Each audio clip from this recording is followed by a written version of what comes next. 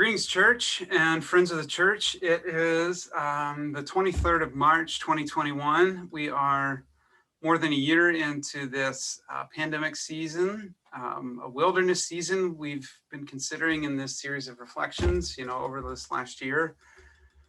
We've tried to more deeply understand ourselves in this wilderness place, knowing that we weren't monopolized by going through the motions of what used to be our normal, and knowing that we hadn't arrived at a new normal yet, that we could think critically and carefully about who we are, who we've been, and most importantly, who we want to be, so that we can emerge into a new normal that's better and more just, more peaceful, full of more goodness. So we've been in the midst of a sort of a mini series within a series on the spiritual practice of simplifying, but it's one of those times, one of those weeks where we're just to call time out, and we have to name what's going on in the world around us and take what we've learned about spiritual reflection in this series and apply it to something that we are living through right now, which is a really awful, hellish week in our nation for gun violence. It's time for us to talk about guns. It's beyond time, and not just ramp up the argument. It's time to set down the argument and to actually think and talk for real about what's going on. To not talk politically, but just to talk honestly. What the hell is going on in our country? To get that conversation started, I want to go to one of the most unsettling narratives in the Hebrew scriptures. Unsettling the first time you read it, before you understand it in context. And that's the story of the patriarch Abraham and the almost sacrifice of his son Isaac.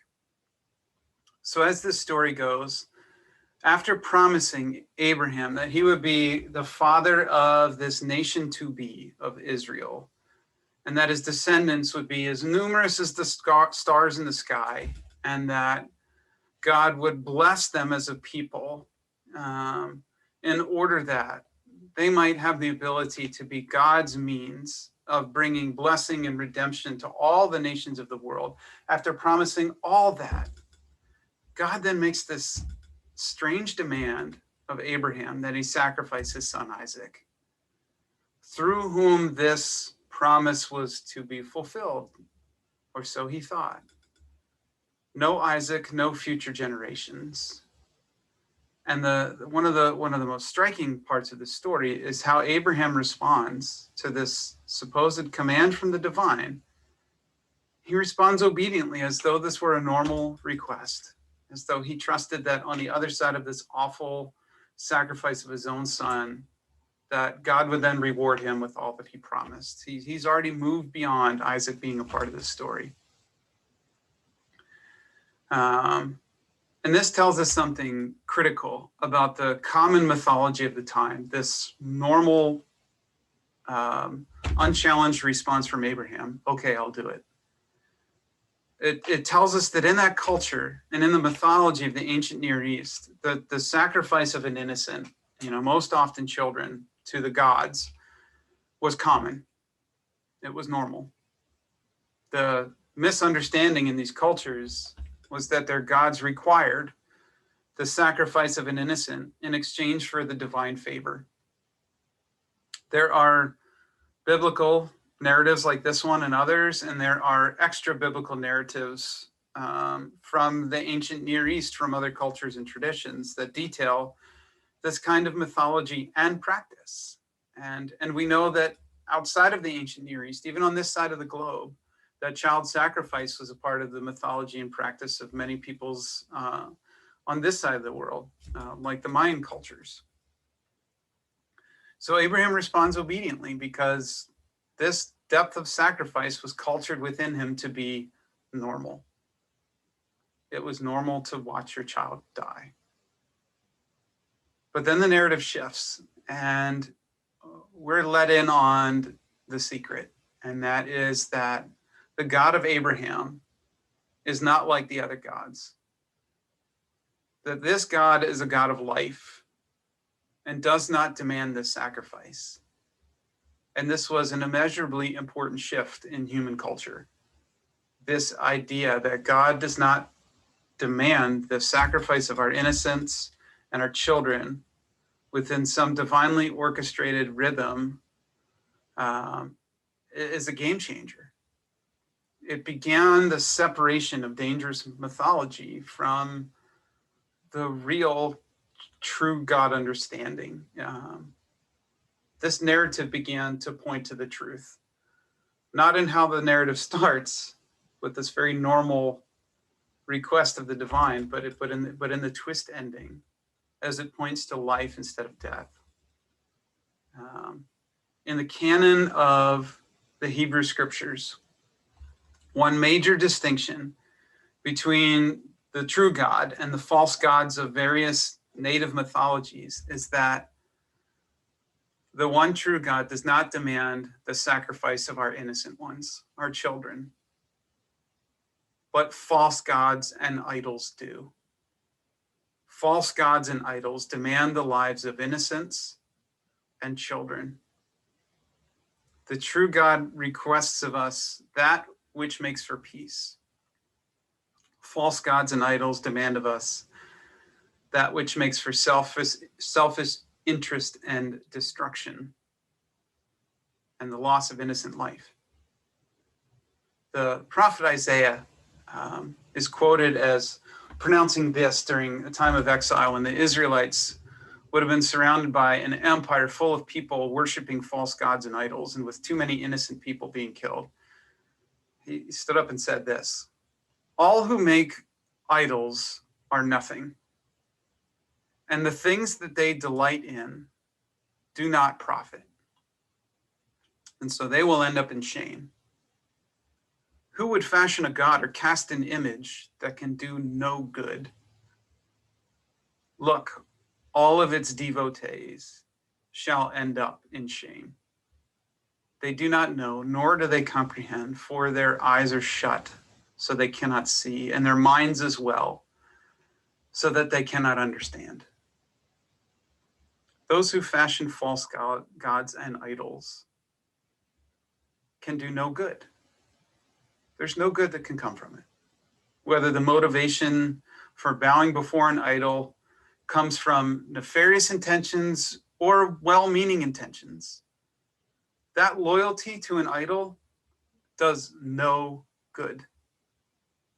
Those who are the devotees, the masses who follow the architects of life-stealing false gods, those who just don't seem to know or understand or see the dangerous ignorance with which they plead their loyalty to these destructive and false gods, they will be humbled when the idol is revealed for what it really is. It will be revealed as having been on the wrong side of history. The Assyrian Empire that oppressed and exiled the Israelites, that empire didn't last. Their gods were proven false. The leaders were revealed as greedy aggressors. Their gods were revealed as nothing more than a projection of their own fear and greed, hate and brokenness. And those who willfully or ignorantly followed them ended up in a place of humiliation where truth and peace were restored. We have a problem with idol worship in America. It is claiming the lives of innocent people. It's claiming the lives of children. We're starting to assume that this is just normal, but it's not. We have a problem with worshiping the almighty dollar as an idol, and the greed that props it up has caused a massive wealth gap, concentrating an immoral amount of wealth in the accounts of some, while millions of innocent people and children in America died from hunger, exposure, preventable diseases, and poverty in general. We have a problem worshiping the idols of whiteness and heterosexuality. It's causing the avoidable deaths of millions of Americans of color and LGBTQ Americans. And then there's the idol that we reflect on here. The idol worship causing immoral gun deaths. I cannot claim to know exactly what or who the idol is. It's complicated, but we know that it's real by the rising number of innocent lives and children that gun deaths are claiming. Maybe the idol is violence. Maybe the idol is the gun itself. Maybe the idol is the assault weapon. Maybe the idol is money. Maybe the idol is masculinity. Maybe the idol is liberty at all costs. Maybe the idol is a false sense of personal safety. Maybe the idol is partisan political loyalty. But whatever the idol is, or a combination of idols this is, we have to know and remember that idols don't deliver what they supposedly promise. They can't, because they don't actually exist. The ancient Near East and Mayan gods that demanded the sacrifice of innocents, they didn't exist. The gods of the Assyrians and later the Romans, who supposedly directed them to colonize, oppress, exile, murder their way to domination and empire, those gods didn't exist. They were a manifestation of the greed, desires, fears, and hate of the leaders and their followers. Idols and false gods are a phantom, a projection of our misplaced desires, hopes, and fears.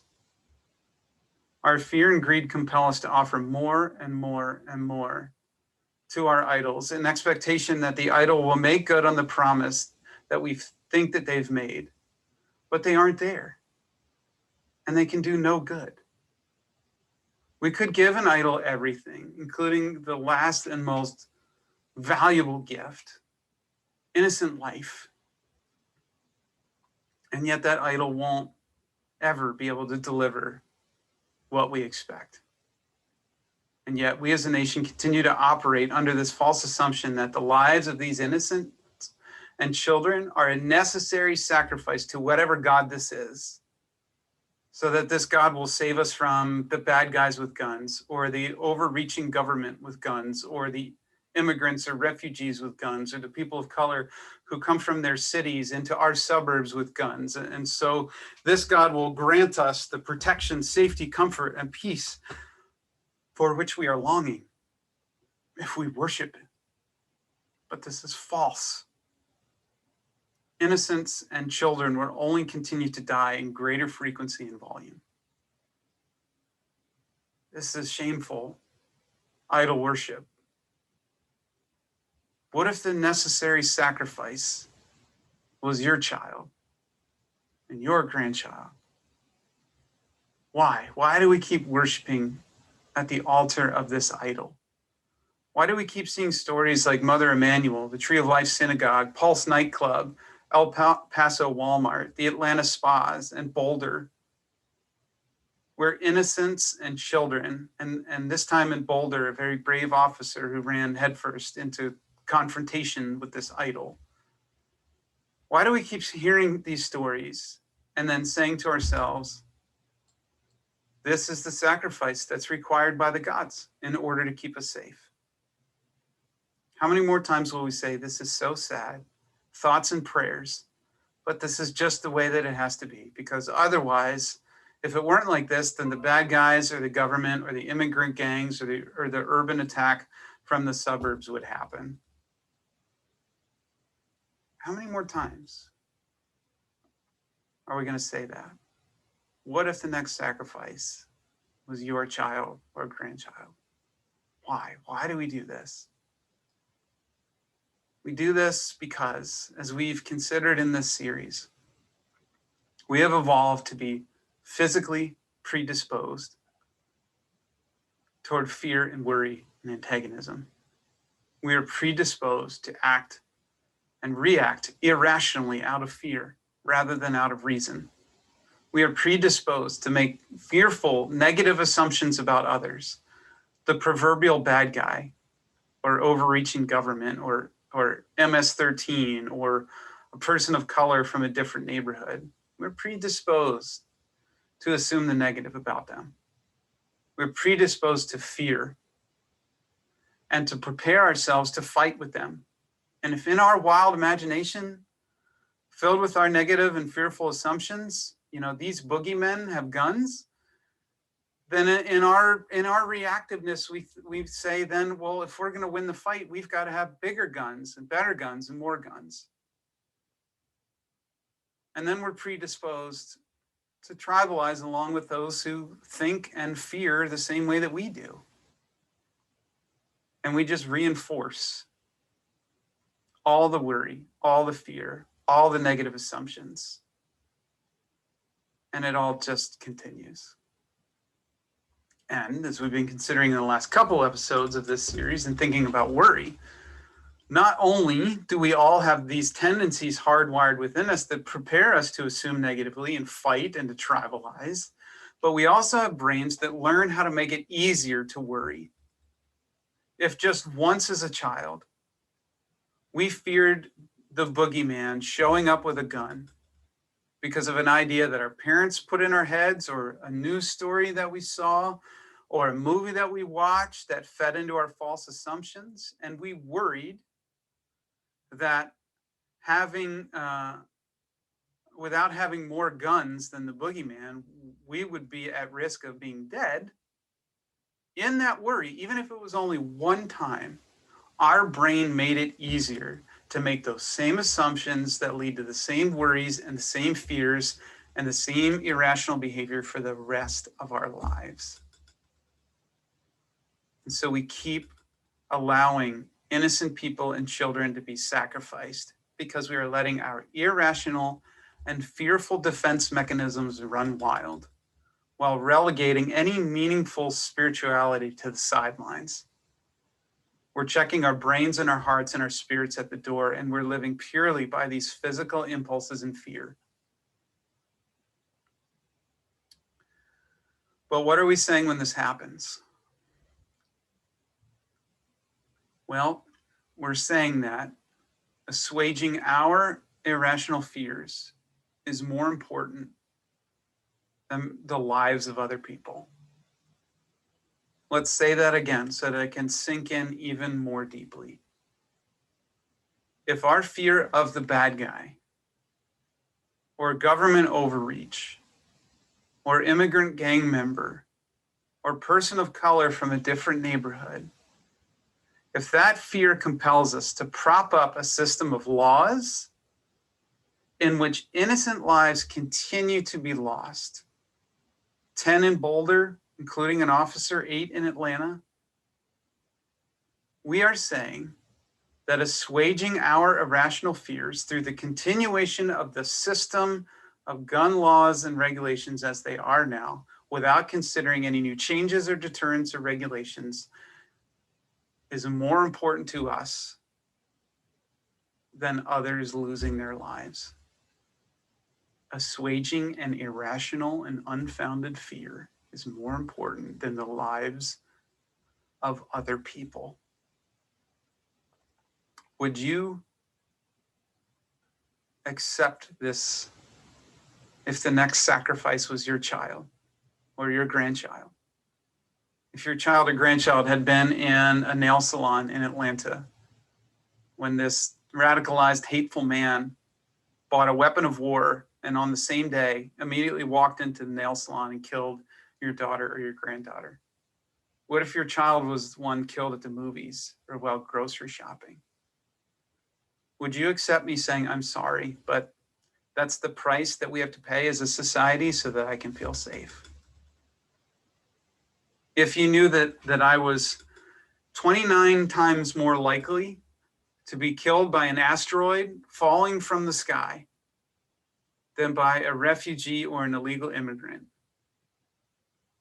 or if you knew that your teenager, child or granddaughter or grandchild was 5 to 10 times more likely to die from firearm suicide than in every other country in the world, except for Greenland, or if you knew that the current systems and laws make it 50 to 100 times more likely that you or your child or your grandchild would be killed by a gun in America than in Japan or the UK or other developed nations, would if you knew all that, would you accept me saying, I'm sorry, but if we don't keep the things the way that they are, we're just not safe from those refugees, even though it's more likely I get hit by an asteroid? Would you accept that the assuaging of my personal fear of something that's less likely to cause me harm than an asteroid falling out of the sky onto my head was more important than the lives of innocents and children that continue to be lost? Well, I suspect that for some, the answer is yes, you would accept that if you were as fearful and therefore as irrational as I am, which is very possible based on how often news stories, movies, well-meaning parents, and ill-meaning politicians plant seeds of fear within us. And I suspect that the answer for others is no. You would not accept this if you were able to move beyond your irrational fear of the unlikely for long enough to see a more truthful picture of the situation. But to do that, to move beyond the fear, to move beyond the physical impulses that fear triggers within us, to assume negatively, to prepare to fight, to join ranks tribally with those who think and fear like us, to move beyond the ability to worry with greater ease about the same things, we have to intentionally disrupt the physical with the spiritual. We have to pray, and not just cliche and empty thoughts and prayers, but actually pray, setting down our desires born of our own fear and greed and committing to live by the divine desires of peace and justice. We have to use practices of meditation and mindfulness to calm the irrational physical impulses long enough to become truly aware of what is real and the impact that it's having on real people. We have to be honest about what we're hearing and then repeating out into the world, honest about words and ideas that are not true and are designed with the intention of stirring up irrational fear. We have to fast from our consumption of voices and images and memes and videos that stir in us fits of fear and anger. We have to feast with, sit and listen to, and make peace with, and nurture a sense of belonging to those with whom we disagree, those who know the utter hell and pain losing someone to this kind of violence, so that we can see that someone who thinks differently is not an enemy out to take away our safety and make us vulnerable to a boogeyman. Through these practices, we have to make room for a new spiritual voice within us, a voice that tells us a different story about what's real, a different story about who we are and how we relate to those we currently fear, a different story about how we work together to make for a society that is peaceful instead of violent. I find this voice in the tradition of Jesus, but his love of neighbor and golden rule-centric spirituality is not singular or exclusive of other religious traditions. It's the core of every major spiritual tradition in our world. Now, for me, his is a voice that says, you've heard it said that you are to love your friends and hate your enemies. But I say to you, love your enemies. Love those who are the other to you. Love those you don't know or understand, and those that you are physically predisposed to fear. Approach them out of love rather than fear. His is a voice for me that says, put away your sword, for those who live by the sword will die by the sword. His is a voice that says, you've heard it said, an eye for an eye, but I say, forgive. Do not retaliate and turn the other cheek. You know, as Gandhi observed, an eye for an eye just leads to everyone being blind. It's a back and forth that never ends. It's a tit for tat that never ends. Violence and fear can never beget peace. They can only beget more violence and fear in this vicious cycle. We have to break the cycle, not by a spirit of fear, but by a spirit of love and forgiveness. Ultimately, it's inevitable that whatever this exact idol is, it and its followers will be humbled and it will crumble. Ultimately, it's inevitable that peace will come. The moral arc of the universe does bend toward justice, said Dr. King. And so we must not lose hope, but that doesn't mean that we just sit back and wait for it to magically happen. We have to participate in the movement of the restoration of peace. We must reject this idol. We must let the spirit of peace guide us instead of the spirit of fear. Someday we will take a number of intentional, rational, productive steps forward in our nation that add up to a real change. Someday we will be rebuilt as a nation out from the ruin of what we have brought upon ourselves. Godspeed that day. I hope and pray that it's sooner than my cynicism allows me to believe. But we don't know. What I do know is that that day won't come unless we nurture a widespread spiritual response to this idol that allows us to move beyond the physical forces that keep us bowing at its feet with fear. Empty thoughts and prayers aren't working. It's time to do some hard spiritual work. And I hope you'll resist the temptation to ignore it. In the next episode, I'm going to step anyone who's compelled to join me through a movement of these spiritual practices we've considered so far in this series that seeks to draw us beyond the physical fearfulness and impulsiveness when we talk about guns. A fearfulness and impulsiveness that leads us to someone other than the divine. An idol that, as much as we think we trust in it, will never do anything good. And then moving beyond that to a more rational, spiritual, helpful understanding that makes for real peace and safety and comfort and community. God help us. Be well, stay safe, wear a mask or two, get a vaccine if you can, if you're eligible, and peace be to all. Take care.